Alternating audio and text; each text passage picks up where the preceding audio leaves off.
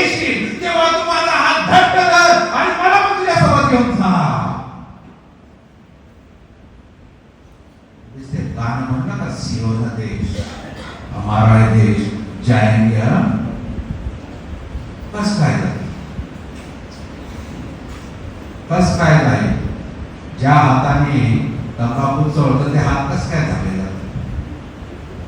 ज्या जिभेने आम्ही चुकल्याचा आड्या घालतो, वाईट बोलतो, त्या जिभेने कस काय जाणार? निर्दोष दोषी आढळले शरीर जाऊ शकत. जेवढे दोष आहे ना, जड केले ना, जड दगड बांधत आहे.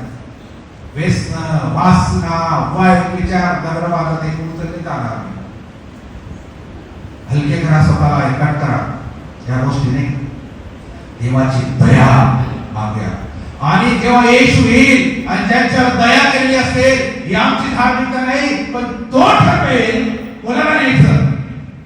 हा पहाड घेऊन याला न्या, हा सुवार्थी घेऊन याला खाली ठेवा, हा पंच घेऊन याला न्या, ऑर्डिनरी म्हणजे साधारण आहे सभासद त्याला खाली ठेवा, असं नाही. हे तो ठरवा.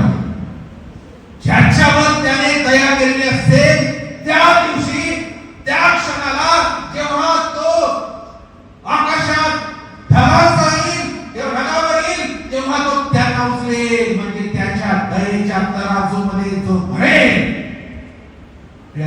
एक विचार करूया, येशूची दया किती आहे माझ्यावर? माझी धार्मिकता नाही तर येशूची दया किती उंच आहे माझ्यामध्ये. ह्या मापनसूत्रामध्ये मी जेव्हा बसल, त्यांच्यासाठी देवाची दया असेल. जे बसणार नाही, त्यांचा हात सोडला जाईल, त्यांच्यासाठी तो दिवस भयानक असेल. भयानक, आजपर्यंत तुम्ही पाहिलं नसेल असा भयानक तो दिवस असेल. आणि त्याला देवाची दहशत म्हणतात. 2 करेन 5 आणि 11 दुसरे करेन